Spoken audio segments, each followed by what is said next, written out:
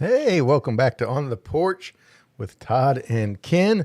And today we're going to discuss why 0 divided by x is 0, but x divided by 0 is undefined. We hope to define that today. What's your thoughts, Ken? Well, if you want any discussion, buddy, you better find somebody else. I don't even know what you said, dude. Oh, I don't know why last week I decided to come up with these like complicated topics for discussion that we have no business talking about, but Yeah, well, keep them coming, man. You never know. There may be one you stumble across that I might know something about one day. well, maybe so. I'll keep reaching for it. Yeah, probably not, but maybe. I want to thank everybody for joining us at this new time, joining us live at 4 p.m. Central instead of 8 p.m. And there's a big, real important reason why we're doing that, and that's because night 2 of WrestleMania 40 is tonight, and I want to watch it. So, so I asked Ken if we could bump it up so we could get an episode out because we didn't have one last week, and I had said the week before that we would for sure. So I didn't want to back out on that because I've backed out on enough on my podcast before of things that just time failed me or my time management skills failed me. But we are here, and thanks so much for joining us on the porch. Ken, how have you been? Buddy, I've been great, man. Been enjoying the weather here the last couple of days. It's been really nice, and man, I went on a bike ride this morning, and it was all good. Nice. Yeah. Just the weather was just nice enough where you put on like a hoodie and a vest, and man, you could just ride all day. Yeah, so, yeah. It's been a roller coaster around here. Yeah, yeah. Well, I went to town.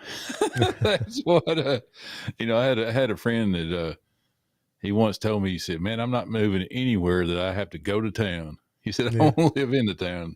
But no, I went to Cookeville. I don't know. I just wanted a cup of Starbucks coffee, man. So I got on the bike. It's like an hour and 5 minutes. Nice ride.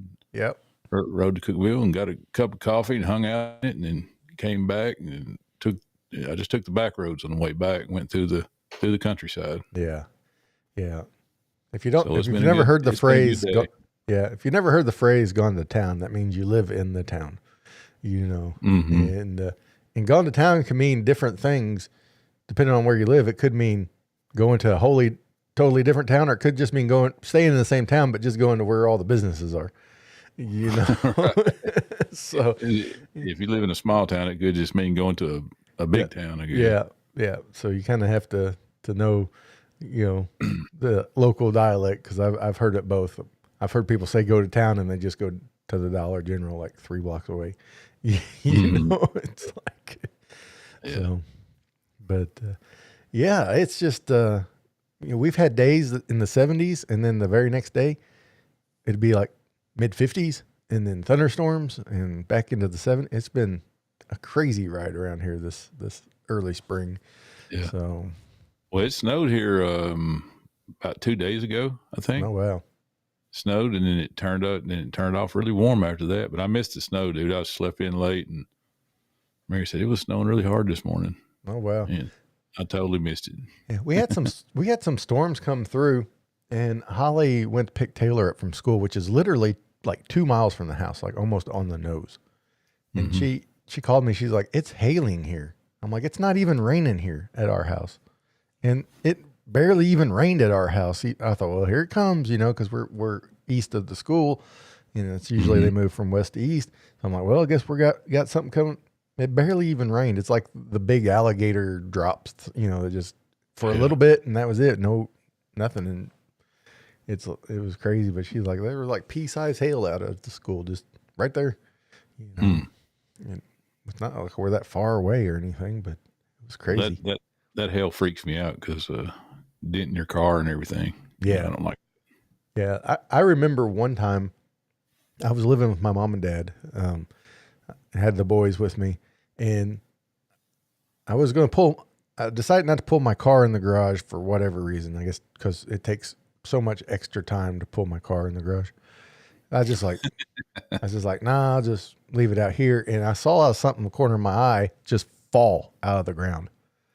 I was like, what was that? I went over the yard and picked it up, and it was a hailstone. It was like a bunch of little bitty almost like nerd candies, white nerd candies, clumped together in one ball. I've seen those. I was like, maybe I need to pull my car in the garage. And so I went ahead and did it, and it wasn't long. We had a monster hailstorm come down, and my sister got caught out in it on the interstate and dinged up her car pretty good.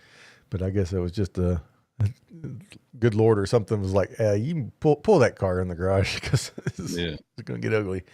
Yeah.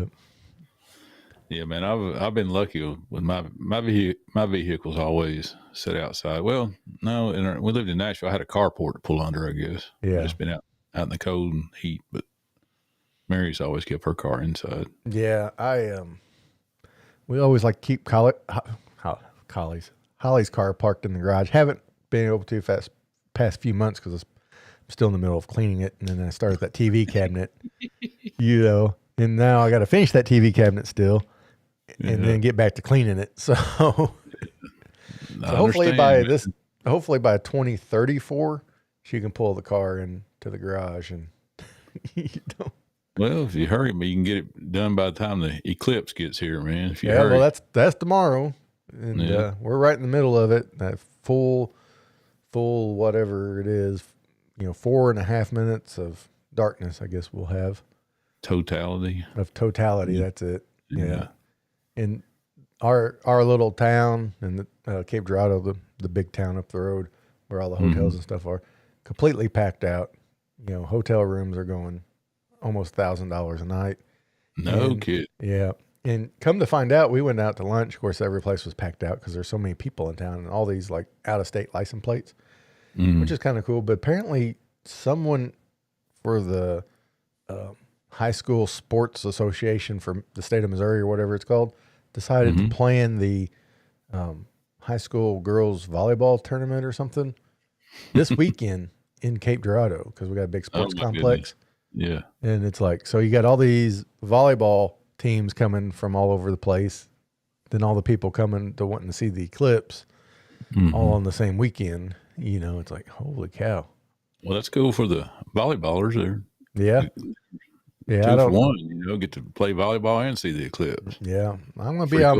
I'm gonna be out on my mail route, so hopefully I'll get a good view of it. It's supposed to be partly cloudy tomorrow, so hopefully it's not too overly cloudy. So, man, I bet your mom. I mean, she should be able to rent out a 10 by 10 spot in her front yard, probably for at least $50, man. I would think. The front yard up. Yeah, she talked about that partitioning, going out there and spray painting the grass into the sections and renting them out. It's like, well, you should. Like at a craft festival or something. Yeah. Put them all put your tents up. Yeah, just you guys come out here and put a tent. I was like, it might look like Woodstock when it got over, but she's like, no, it wouldn't. I'd be out there telling them all clean it up. Yeah. Man, the last eclipse was 2017, I think it was. Yeah. And we have some friends that live in Ashland City, which is like 45 minutes outside of Nashville. And they live up on a hill. They've got like a wedding venue place up there. So it's really cool. They got a pool and everything, and it is way up on a hill. One of those houses you see sitting up on a hill. So we got to go there for the eclipse. We had about, 20 or 30 people there, swim party. The adults had beverages and, the kids was running around. It was great, dude. Yeah. We got we was on this hilltop, no trees around, no anything to block the view. We all had our glasses and it was awesome. They even had some hats made up for it. Yeah. Yeah. I worked last one too. So did you? I actually was, I was only a few blocks away from the boat ramp that goes into Cape Girardeau, from Cape Girardeau into the Mississippi. And so I drove down there and stood out on the parking lot of the boat ramp because there's no trees or anything because you're right there next to the river, and watched it from there. So I'm not on that route anymore, so hopefully I'll be at a good spot. So I have a couple good spots on my route, so I'm hoping to make it there. So yeah, where you pull over and check it out. Yeah, we'll figure it out. That's the least you can do is pull over. And you got your glasses? Yes, Holly bought some a long time ago because she's like, if we wait, we won't be able to find them, or they'll be a gajillion dollars. Yeah. We don't have any glasses. We didn't get any yet. I don't know. Yeah. Somebody around here's probably got some. But yeah, I'm sure Walmart does and all that. So, Mm-hmm. but yeah, I it's heard all it. the big talk. We got I guess 20 years there'll be another one that we'll be able to see. So, Well, I heard some advice. It was on TV. It said, if this is your first eclipse, don't worry about taking pictures. Just take it in. Take it out, everything. The eclipse, the people around you, just everything. Experience it. And then your second one, then you can photograph it, because a lot of people get all tied up into photographing it and all, and they miss the moment. yeah. So you need to experience the thing first, totally, Yeah. and then your next one take pictures. Yeah. There's a lot of truth to that in just about everything. Because when you were talking, it made me think. I remember Eli, my oldest son, his first little play musical thing that they had at school in elementary, and I remember watching that thing through like a camcorder screen. Oh, yeah. And I hated it. I'm like, yeah. And then after that, it's like, I ain't doing that no more. I'm just going to go watch it, and the school records them. So it's like, if I want a recording of it, I'll just buy it from them, Yeah. It won't be focused on him the whole time, but that's okay, because it just, that screen, even though I was there, you could just look up over the screen and see him. I was just making sure. I was too worried about the video and just watching it through the camcorder, and I quit. I don't record anything anymore, like that. So it just, man, you know what I'm thinking about doing is going through, man, I've got like, I don't know, I've probably got 10,000 pictures on my phone. mm-hmm. And I'm thinking about going through and pulling those off. Not all of them, obviously, but any that are decent, and just start at first picture and go through them all, maybe a couple hundred a day or something, and then print them off. Yeah. Put them in photo albums, because that stuff can disappear pretty easy, man. If the right, if the right circumstances happens, it's wherever they're hidden it, on up in the cloud, those facilities, they could be gone forever. Yeah. So if you want your kids to have any pictures of them, you better print some off, so. Yeah, definitely. And that was always one of my favorite things growing up, is you'd grab the photo album and you'd flip through and discover things, You can't really do that just scrolling through your album on your phone. No, and there's something about that, man. It's nostalgic, and it's just kind of fun, like working a puzzle. About working puzzles. Oh yeah. There's just something about that, the human relationship with it. Sitting next to somebody or across from somebody and talking while you're working a puzzle. Right. It's the same exact thing with photo albums. Right. And I guess it would be like if reading a newspaper. I mean, some people, younger folks have never read a newspaper. Oh yeah. But there's just something about sitting down with a newspaper and opening that thing up and looking through it with a cup of coffee. Yeah. That was just kind of, I don't know. I really like that. And it's the same way with photo albums. Just like you said, you're looking through there and you're commenting on it, and you can look as long as you want and go back, and it's still going to be there, and it could be passed down to the next generation or whatever. It's just, so I'm thinking about doing that. Yeah. My dad has a bunch of pictures from his parents, and he's got a bunch of slides where you put them in the machine and watch them, through slides and stuff. Yeah. And we've talked about doing both, convert them to digital just to have them as a digital copy, and then also pictures, and just to store them up. And there's some that is places they travel to that's just scenery, so it's like there's no value there because we have no idea where the rocks and grass is from, yeah. and things. So it'd be a task, but it's something we really need to do and focus on. And it's just one thing I will tell people: when you take a picture and have a physical picture, write the names of the people that are on there, because a generation from now, they're not going to remember second cousin Betty, You They know, won't they're have going to be any like, idea. yeah. And that's also good because a lot of people do like the ancestry stuff. So when you find like second cousin Betty's family, you might be able to provide them a copy of that picture of when she was 15, you know, that they Right. didn't have, you know, kind of thing. So yeah, just, you know, make sure you label the people in there. Yeah. And that way people, you know, people know, and it's not, you don't just think it's some stranger, you know. Yeah. Yeah. My wife's brother just, he stumbled across the old, I guess it was 8mm tape, the film and, or tape or whatever of of their parents and their friends back when they were young. And, he had it converted over. So it's pretty cool to see all Yeah. those people. And you're like, that's Tony whenever she was young, you know, it's just pretty wild. Yeah. You forget these old people were young at one time. Yeah. Yeah. You do. It's like, you know them. And then a lot of times you'll be like, I can't believe, you know, because everybody's like, oh, you look so much like your grandpa Burns. And it's like, you know, I remember him as an older guy, but then you look at a younger picture, it's like, oh, yeah, that, you know, because they all remembered him when he was, you know, 30s, 40s, that kind of thing. So, Yeah. yeah. But, yeah, it's crazy. It's one of those things I feel like it's one of those things everyone's like, I'm going to do this. And then no one really ever does because it's not a high enough priority or for whatever reason. But I'm going to make it a priority this summer. Yeah. You know, I've got so darn many, man. I've got another whole computer and another what you call it, a where hard you drive or download. thumb Yeah, hard drive. drive. Yeah. Yeah, I got another external hard drive. It's full of stuff too. So I don't know, man. It's gonna be an ordeal. I'll tell you that right now. Yeah.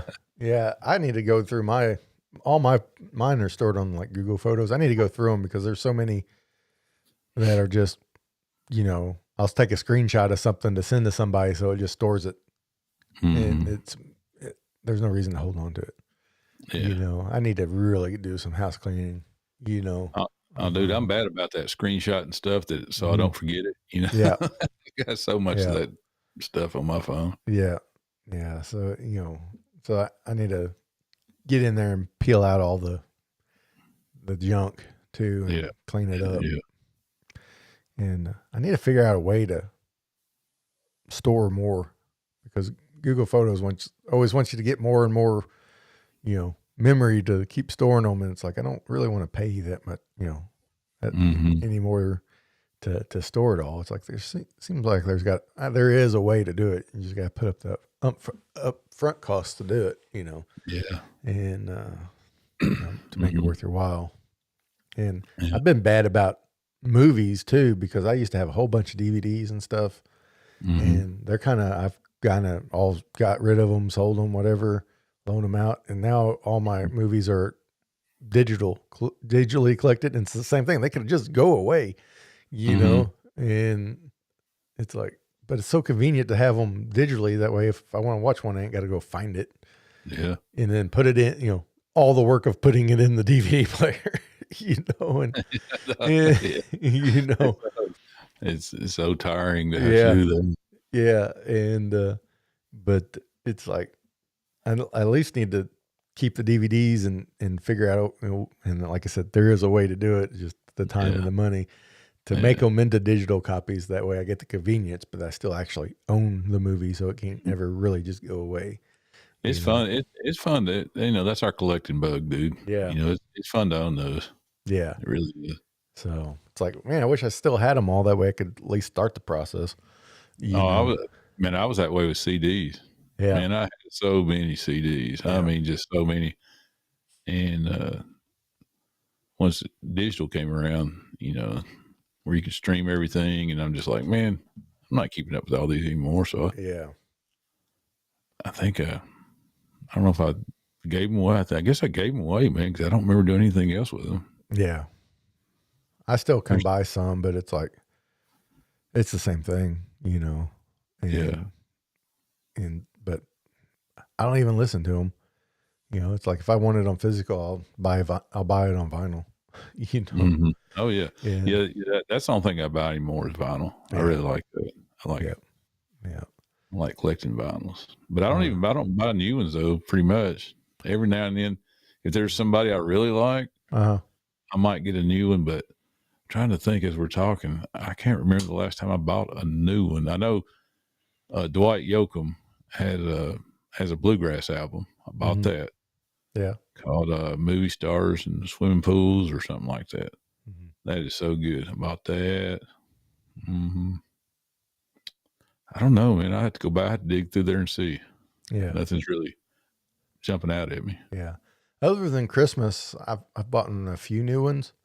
I guess, and I bought some new vinyl that were like reissues of old vinyl because I couldn't find like a good used copy at a price I was willing to pay, and so I would just buy it, just a reissue or a latest pressing or whatever, And, technically I guess I bought it new, but it wasn't a new release. Yeah. And I've only done that a few times. I always try to find not an original first run, but kind of a closer to a released copy, Sure. Some of them find a good one at a decent price. It's a little tough sometimes. Yeah. I did Vince Giraldi. Now I bought that one. The Peanuts. Bought that new, and there was one other. Oh gosh, I can't think of his name. The old black guy that played the trumpet. Louis Armstrong. Louis Armstrong. Yeah. Now this was after he died, after he passed. And I bought it just because it had a recording where he read The Night Before Christmas on there. Right. And he recorded that. That was the last thing they said that he recorded. Oh, wow. He recorded. Nobody else even knew that he recorded it. Oh, wow.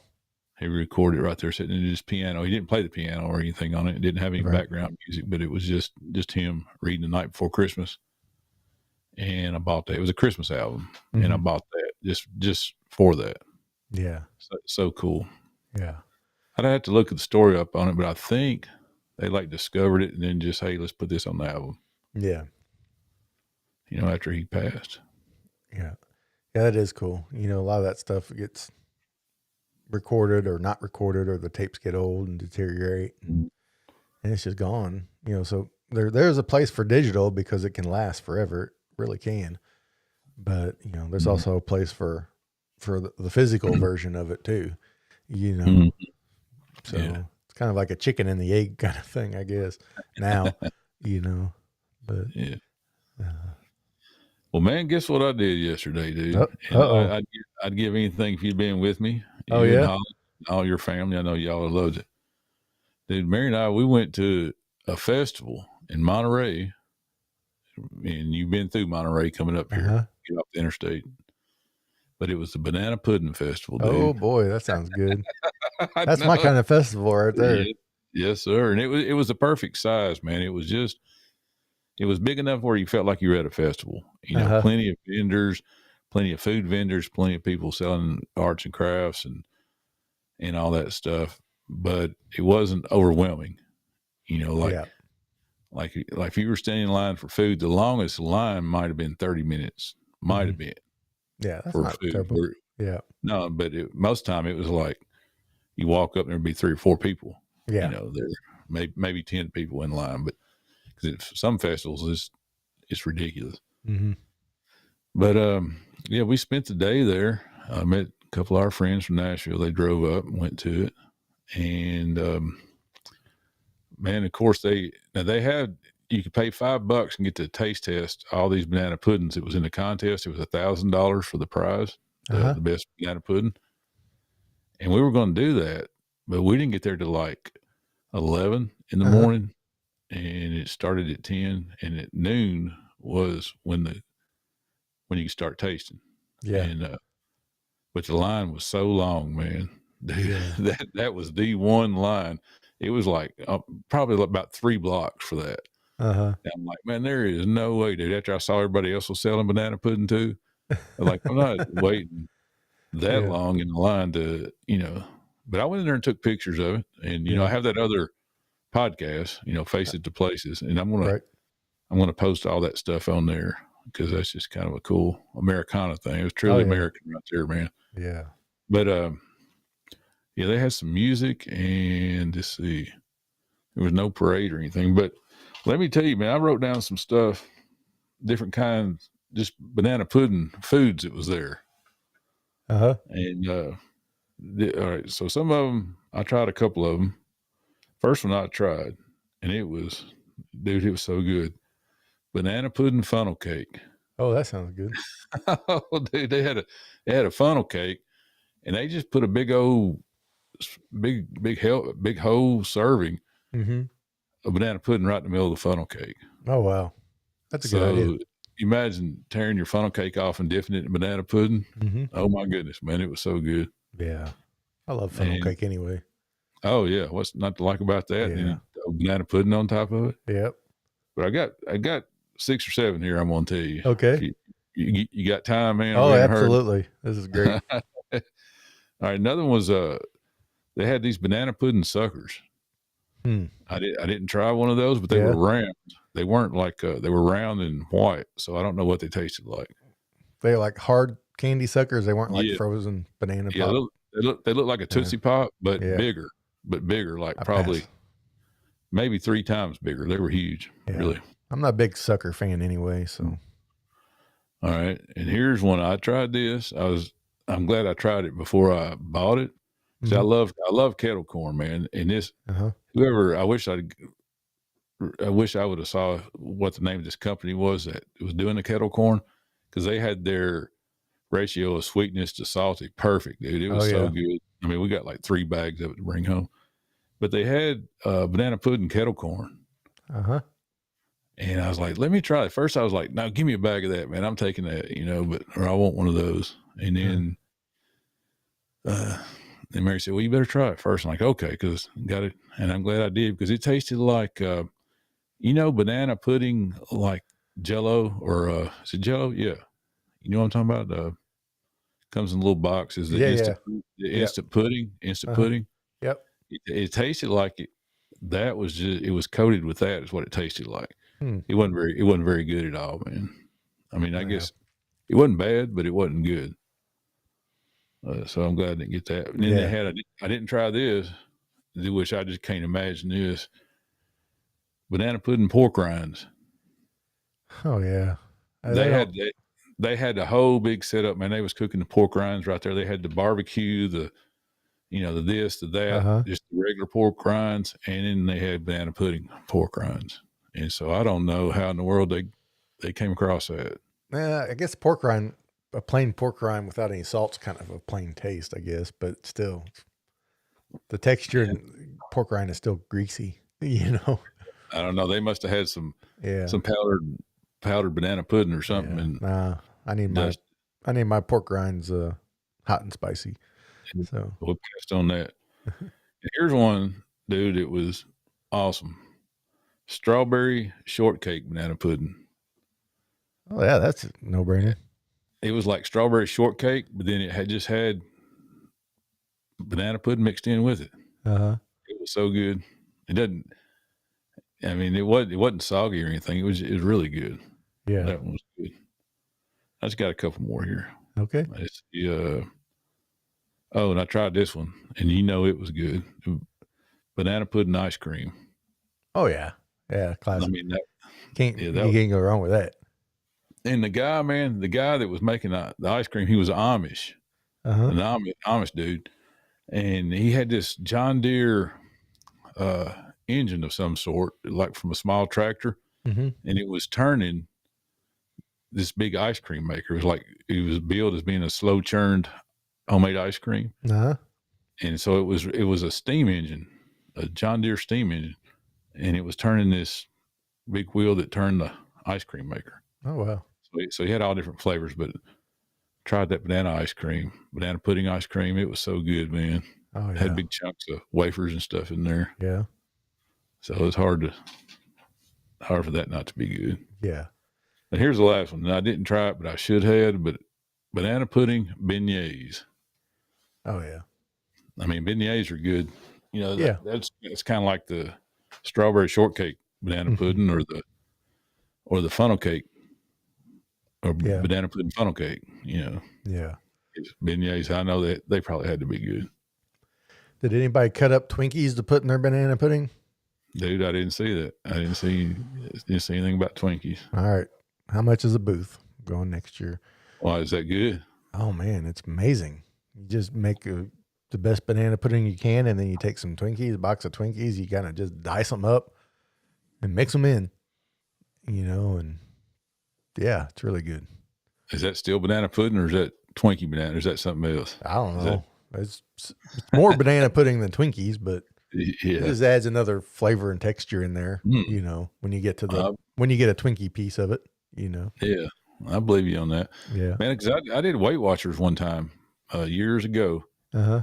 My wife and I remember making Weight Watcher banana pudding with Twinkies and Cool Whip.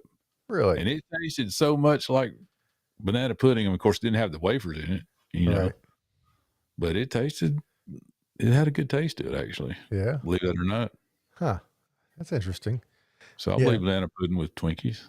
Yeah. Those vanilla wafers, those are like one of those things, I don't eat them often, but when I eat one, I'm like, why don't I eat these things every day? They're just so good. It's like, I could just eat these plain all the time, but why I don't do it? Why not? Because they're like better than a lot of cookies that you buy at the store. Yeah.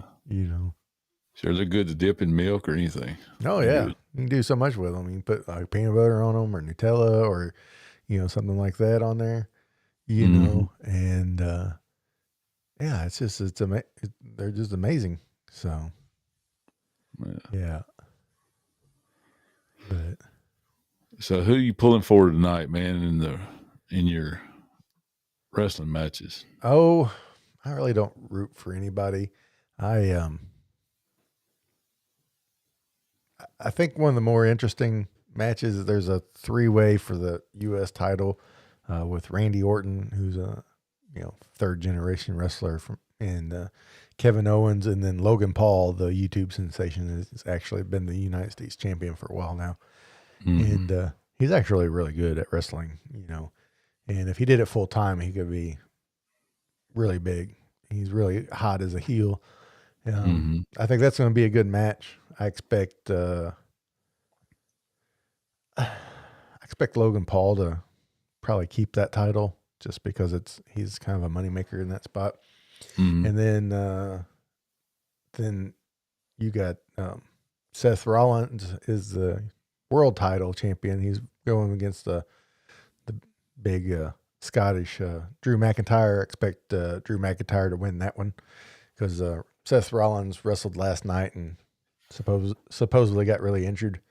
And plus two, they're building an angle with Drew McIntyre and CM Punk. So I expect Drew McIntyre to get the title. That way Punk can chase him for that. And then the other big one is Roman Reigns, who's the Universal Champion, which is like the top belt. And he's going against Cody Rhodes. And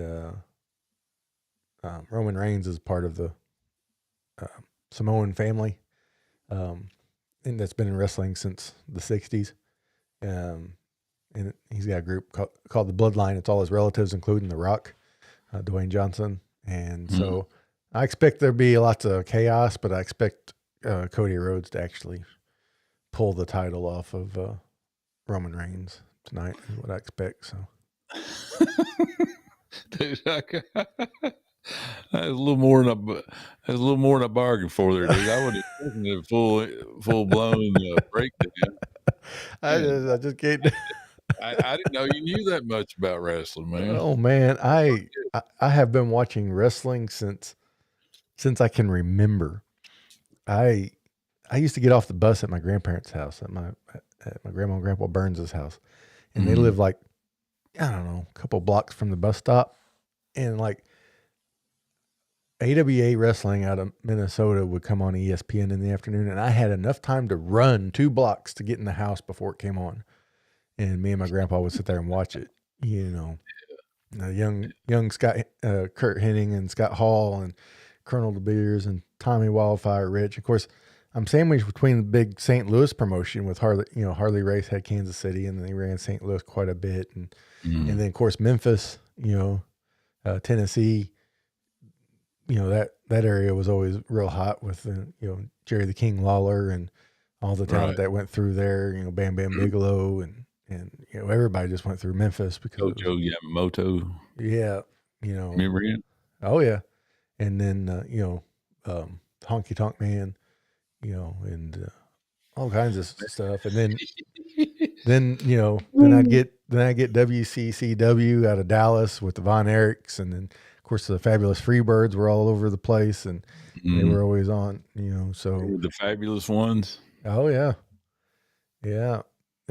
sure do. And just as a kid, just hook, line, and sinker, and then it kind of fell off in the early 90s. It got real cartoony and hokey and stuff, and then they pivoted, and WCW got hot with the NWO, and WWE got real hot with the Attitude Era, and that was probably the best wrestling has ever been, and probably the best it ever will be, because a lot of that stuff you just cannot pull off today.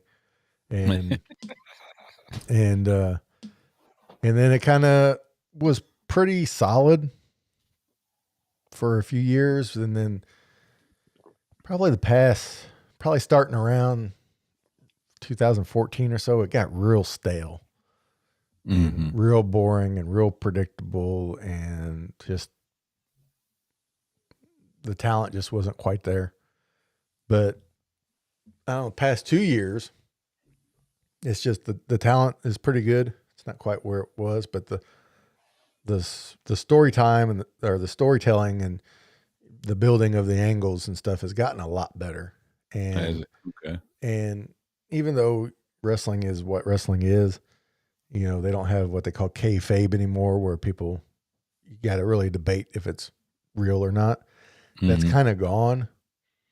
Because back in the 90s, those lines were real blurred, on what was actually real and what's not.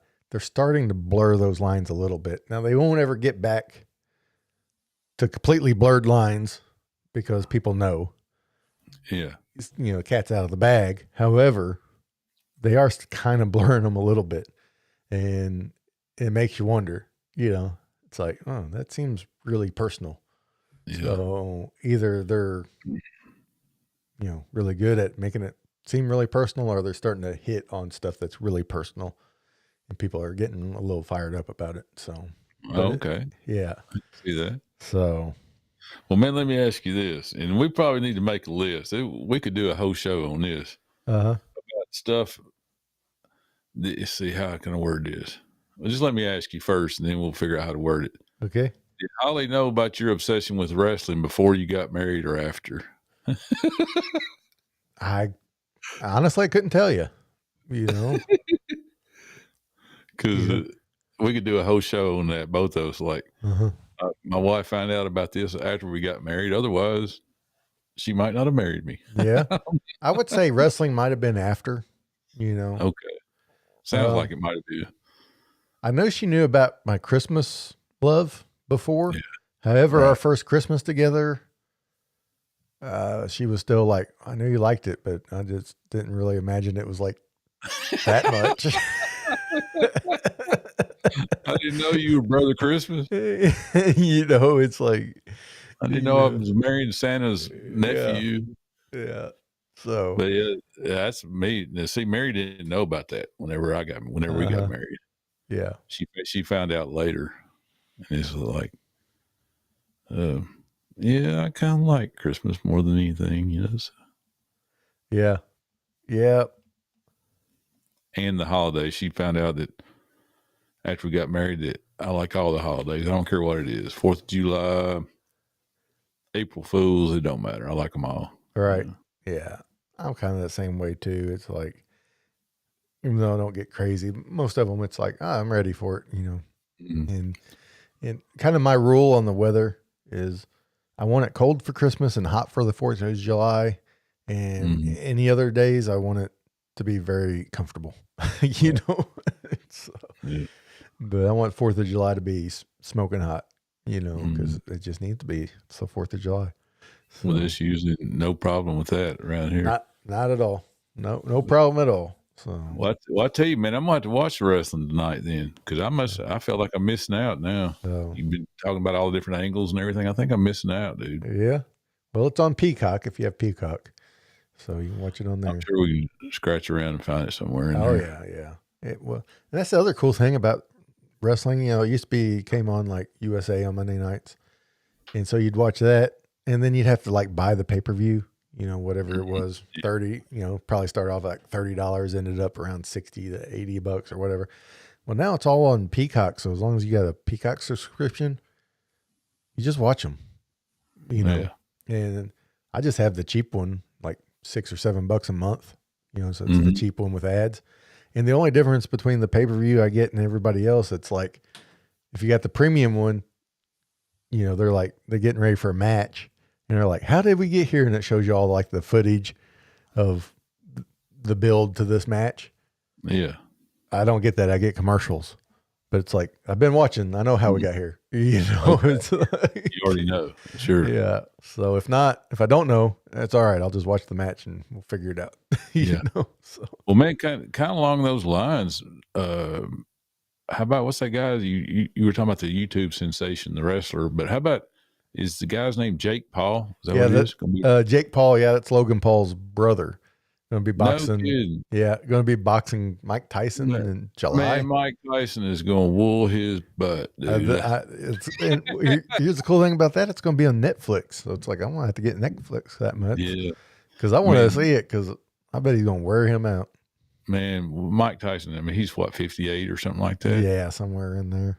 I don't care, dude. He's still pretty stocky. And all he's got to do is one punch. And Jake Paul's probably never been hit like that before. Have you seen them training videos of Tyson? Yeah. You know, recently where he's training for this match? I wouldn't want to get in there. Dude, that guy's scary. I know it. Golly, it's like, yeah, he probably wouldn't.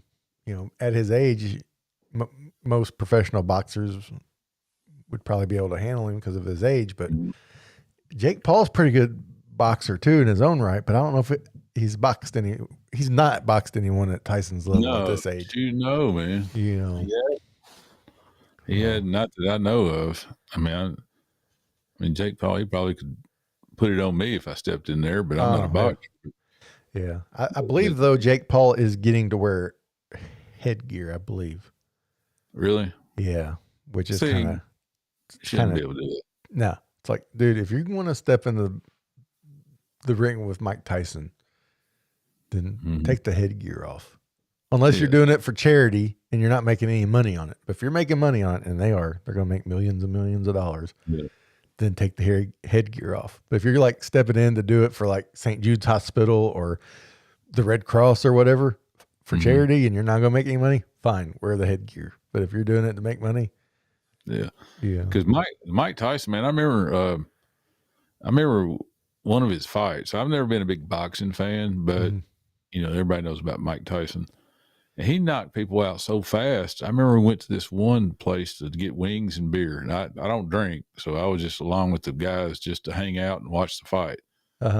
So we sat down, and the fight started. And they got up to go get some beer and go get a pitcher of beer because we just kind of got there a little late. Yep. And before they got their beer, that was that one where Tyson knocked him out in like 18 seconds or something. Yeah, like that. There was a 90-second match. Is that what it was? Mm-hmm. Okay. It wasn't very long, man. And before they even got their beer, dude, it was over with. And they're like, "Oh, we got ripped off." Yeah. Let's make it a little longer, but yeah, I remember that as a kid, and everybody's like mad at Mike Tyson for it. And I'm like, no, you should be mad at the other guy for not being able to last any longer. Right. You know, Mike Tyson just did what he's supposed to do.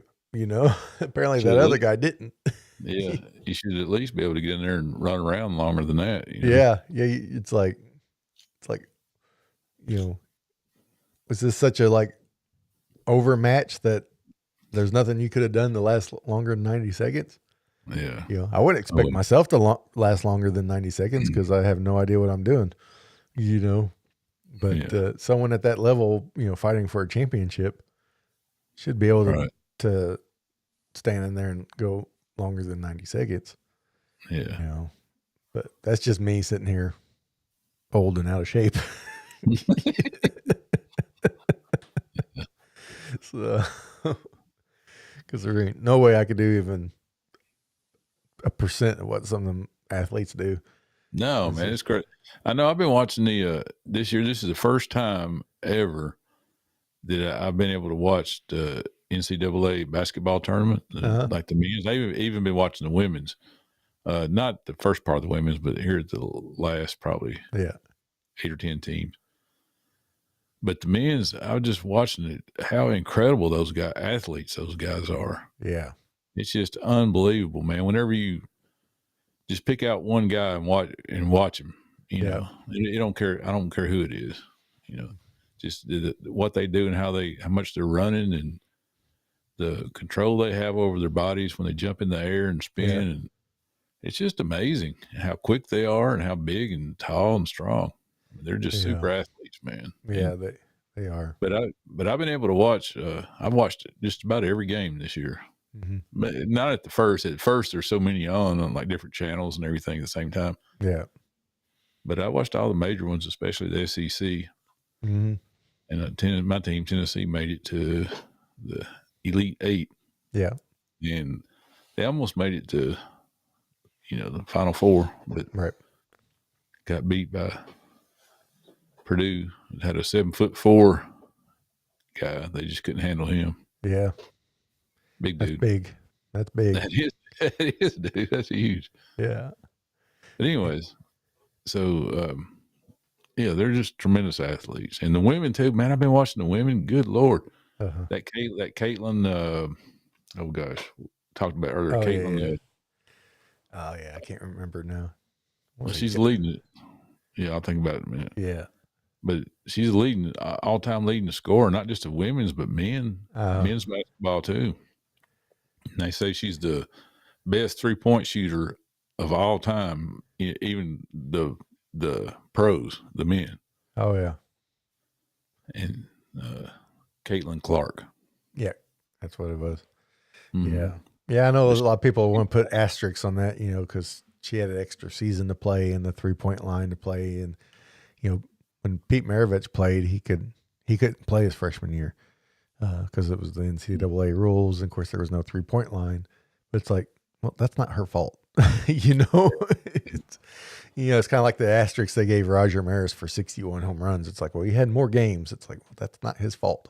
Right. Mm-hmm. And too, man, some of those 3-pointers that I've seen her make have been so far past the 3-point line. Yeah. I really doubt Pete Maravich made many that was that far out. Yeah. I mean, there's some they're not half court, but they're way out there, 10 feet past outside of the 3-point line. Yeah. And it's like, good Lord, man. No wonder. And it wouldn't be anybody Gardner because, nobody's thinking she's going to shoot from that far out. Yeah. Yeah. Well, players in general have gotten so good at the 3-point shot. It's really negated anything else besides a layup or a dunk, because your shooting percentage is so close to what your shooting percentage would be inside the 3-point, line that statistically you're better to go for the 3 because of the point value, unless you're going to be right at the rim where, you're at 60 to 70% chance of making, see, that's Alabama's in the Final Four, and that's their philosophy. Mm-hmm. Either 3-pointers or layups, which is not necessarily layups, but right around the goal, right around the basket, which is dunks or just easy, easier shots. They've tried to eliminate. I think I saw a scale where they had a figure where they had only made 4 mid-range shots this entire tournament. Yeah, everything was either 3-pointers or right within a few feet of the basket. Yeah. So many basketball players in the 70s and 80s and even the 90s were so good at the mid-range shot, that they lived off of it, but it's not that valuable anymore. Because like I said, because the shooting percentages of the 3-point shot is so close. It's like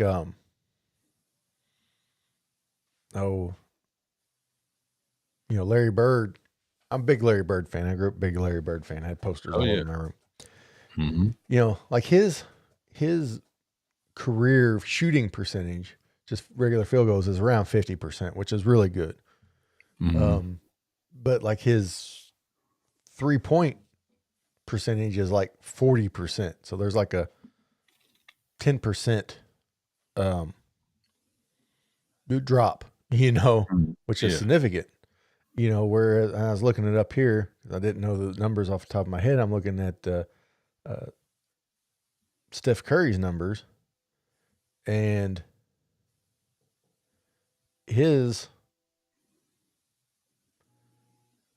I don't have his career average, but for last season,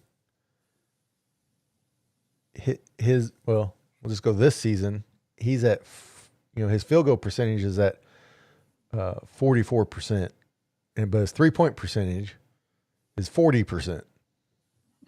So it's only a 4% drop. Yeah, right. So it's worth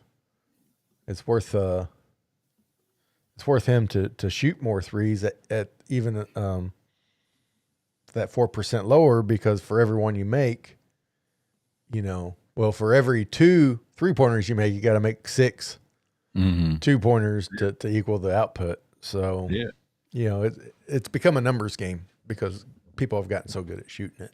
That's what I'm trying to say. Yeah.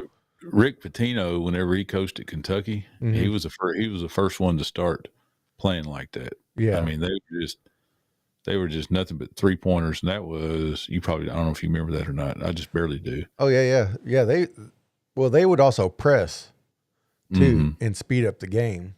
Right. And they had Antoine Johnson and Tony Delk and those guys that were long and that could shoot, but they were also, it was fun because they shot a lot of threes, but they were defense first. They would press and press and press and press, and one of the things they do is they shoot that 3, and keep it rolling. But yeah, they were one of the first, but a lot of that opened up from that full court press they ran all the time. Except they didn't put anybody on the ball against Duke. Bobby Hurley inbounded all the way into Christian Leitner for the fake and the turnaround at the foul line. Bobby Hurley is the coach of UConn, which is Final Four. Yeah. I mean, the final they just beat Purdue.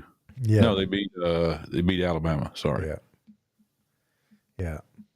Which they had been beating everybody by like 30 points. Yeah.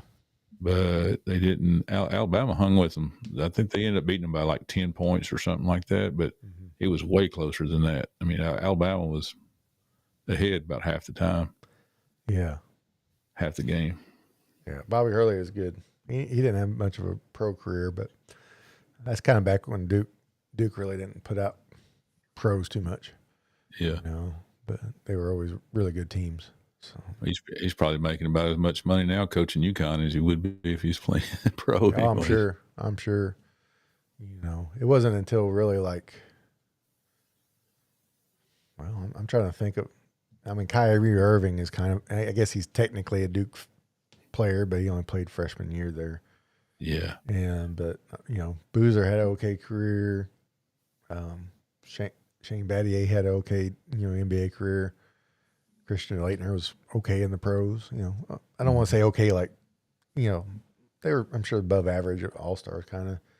But as far as standout all-stars, Duke's never really produced them, but even though they've won so much in college tournaments and stuff. Right, yeah. But unlike North Carolina, who just turns out Hall of Fame pros after Hall of Fame pros and still wins a lot, so, Yeah. But, yeah, I wish University of Missouri was better at basketball. We had a few runs there, but no consistency. Man, I bet I would imagine they're going to start getting better, just like they did in football. Yeah. Because with the NIL stuff they have now, you know about all that. Oh yeah. I mean, it's made such parity across the leagues. I mean, across the teams. Well, and we've had so much talent from St. Louis, and even my neck of the woods in Missouri, Tyler Hansbrough. I don't know if you remember him at North Carolina. He he's from my area. He's from Poplar Bluff. It's like he should have been a Missouri guy. He went, and Otto Porter, who's been in the pros for how many years now? Otto Porter Jr. He's from even closer. He's like from 30 minutes from my house is where he's from. And he's like, he went to Georgetown and he's been in, I guess he's been in the NBA for 7-8 years now. Yeah. He should have been a Missouri guy. They should be getting people out of Chicago because that's close enough. It's like, it's crazy. And how far is Poplar Bluff from where you live? About an hour and a half or so. Okay. Yeah, our neighbor in Nashville, man, Becky Hansman, our neighbor in Nashville, she's in the high school Hall of Fame for Missouri. She went to Poplar Bluff. Yeah. Ended up going to college, playing college basketball on scholarship. But apparently she was the stuff. Oh, really? I have to look her up. I need to look that up. It's what she's always told us. I never have looked it up. Yeah. I'm sure it's true, man. I don't know why you'd lie about that. She went a full ride at basketball. Yeah. Wow. Poplar Bluff. Yeah, that's interesting. Poplar Bluff's an interesting town, I'll tell you that. Is it? Yeah. No. People from Poplar Bluff are weird. I'll just tell you that. I don't want to be generalizing people, but the consensus around here is people from Poplar Bluff are weird. So Becky Todd said that, not me. You can email Todd at Todd. I got friends that have family in Poplar Bluff, and they say the same thing. Oh, really? Okay. So, well, Ken, I guess that's what we have today. I'm going to let everybody go here because, priorities. Got WrestleMania tonight. And, but guys, please feel free to reach out to us at, join us on the porch at gmail.com. If you want to send us an email, we're at On the Porch or On the Porch Pod on Instagram and Facebook. You can send us some direct message there. We'll get back with you. I promise we will. And remember to like and subscribe. We really appreciate everybody that takes time to listen and to watch the replays on YouTube. It's, just something me and Ken really do for fun and enjoy the people and hopefully the people enjoy it as well. And we really appreciate it. We'll be back next week, probably at our regular time. I don't see any reason not to go back to our regular time, but Ken, take us on home. Yeah, as always, I want to thank everybody for listening to Todd and Ken on the Porch, and we're gone.